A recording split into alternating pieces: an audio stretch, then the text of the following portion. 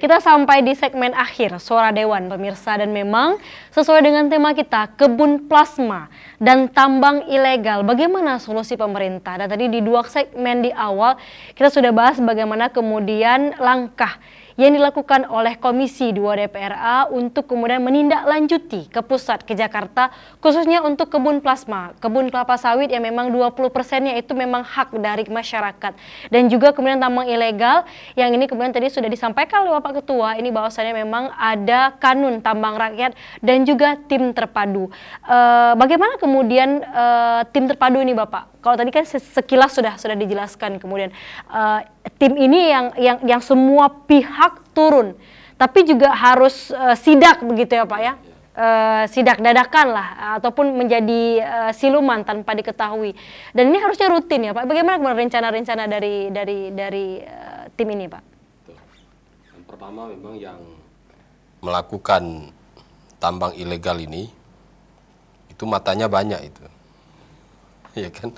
Banyak sekali mata-matanya. Jadi kita matanya banyak, telinganya banyak gitu. Kita belum bergerak, baru rapat, itu mereka sudah ada langkah antisipasi begitu. Jadi makanya setiap aparat keamanan, terutama kepolisian, melakukan sidak ke tambang-tambang ilegal itu, yang didapat itu kan hanya 1-2 alat berat saja, padahal dia ada puluhan bahkan ratusan di atas gunung itu. Ini artinya apa? Bahwa sidak yang dilakukan oleh aparat keamanan itu berarti bocor. Nah, jadi ada yang menginformasikan. Jadi sehingga mereka bisa lari dan bisa bersembunyi gitu. Sekarang coba bayangkan. Misalnya Bu Indah, mereka sedang menambang gitu. Hari ini ya. Saya rasa kalau aparat datang, mereka nggak bisa lari. Apalagi dalam gunung itu, berbatuan gunung gitu.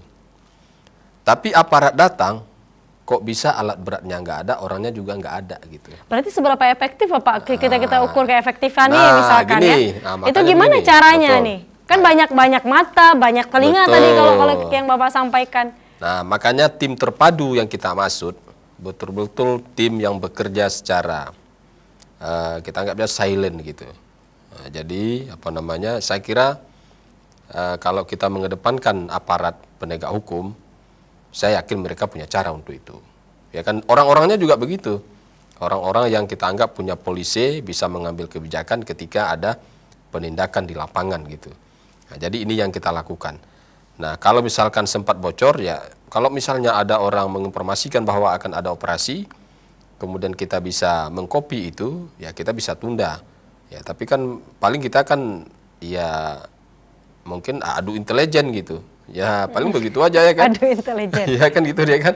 Orang misalkan mau mendeteksi pergerakan kita, ya kita rubah dengan pergerakan yang lain. Ya saya kira APH pasti punya cara untuk itu. Kalau kita serius. Catatannya kalau pemerintah serius. Itu harus digarisbawahi. Harus digarisbawahi. Ditebalkan ya Pak. Kalau pemerintah tidak serius, tim apapun yang akan kita bentuk tidak akan pernah menyentuh tambang-tambang ilegal ini. Karena mereka juga rapi sekali. Masyarakat berharap Bapak, ini serius atau tidak Bapak? Menurut... Oh sudah pasti, coba bayangkan, itu di PD Jaya, itu masyarakat malah mengusir beberapa alat berat kan.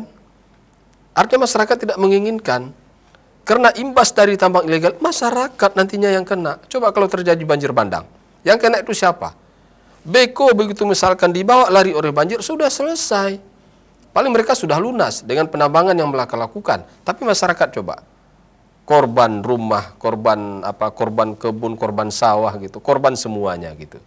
Nah, jadi beberapa kiriman-kiriman banjir yang kita lihat hari ini, saya kira ada indikasi ke arah itu. Nah, apalagi misalkan kalau dulu Pak Irwandi misalnya, cara dia menangkal illegal logging dibentuk PAMHUT begitu. Pengamanan hutan. Pengamanan hutan gitu. Jadi PAMHUT-nya patroli di hutan gitu. Jadi sehingga illegal loggingnya walaupun tidak maksimal, tapi sudah bisa terasasi sedikit demi sedikit. Hari ini PAMHUT mau dihilangkan lagi, kan tambah kacau lah.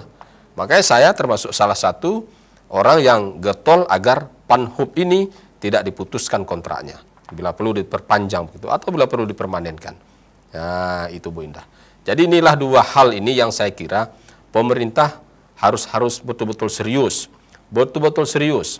Mulai dari aparat kepolisian, itu berada di garda terdepan, kemudian TNI berada di garda terdepan, kemudian nanti baru ya ada pemerintah daerah dan juga ada DPR, di sana sama-sama kita melakukan pengawasan secara maksimal terhadap penambangan ilegal ini, juga termasuk tentang apa tadi yang tema awal kita tentang plasma terhadap masyarakat ini. Baik. Nah, kalau kita serius Bu Indah, yakinlah persoalan di Aceh ini pelan-pelan akan bisa kita urus sedikit demi sedikit. Baik, gitu. kami masyarakat pasti berharap dan menunggu Bapak keseriusan itu seperti apa kemudian Betul. tindak lanjutnya. Betul. Terima kasih banyak Pak Ketua sudah hadir menyempatkan waktu untuk diskusi bersama kita di Aceh TV. Terakhir Pak Ketua, kita sudah sampai di segmen akhir ini, sayang sekali waktu kita terbatas. Closing statement Bapak, apa yang Bapak harapkan dan silakan Bapak sampaikan. Ya, terima kasih. Saya memang yang bicara ini adalah hati nurani, bukan kepentingan gitu, dan tidak ada kepentingan apapun di situ. Keberadaan kita tentu mewakili seluruh rakyat Aceh yang saya menganggap harus kita bela hak-haknya gitu. Itu yang pertama. Yang kedua, untuk perusahaan-perusahaan, terutama perusahaan HGU tadi yang ada di Aceh, sudah boleh mulai memperhatikan masyarakat di sekelilingnya gitu. Jangan hanya mengambil kekayaan Aceh saja, tapi masyarakatnya terabaikan gitu.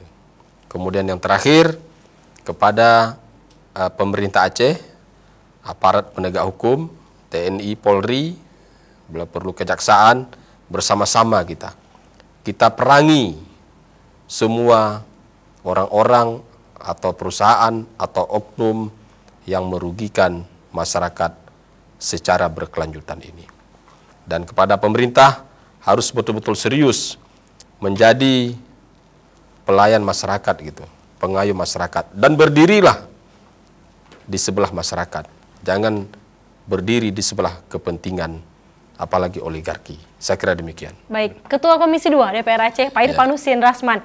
Sukses Bapak untuk kegiatannya dan juga untuk pendidikan S3-nya Bapak. Amin. Semoga lancar. Amin. Dokter Kandidat Pak Irfanuddin Rasman. Terima kasih juga untuk Anda pemirsa yang sudah menyaksikan kami. Saya mewakili seluruh kerabat kerja yang bertugas pamit undur diri. Wassalamualaikum warahmatullahi wabarakatuh. Insyaallah. Waalaikumsalam warahmatullahi wabarakatuh.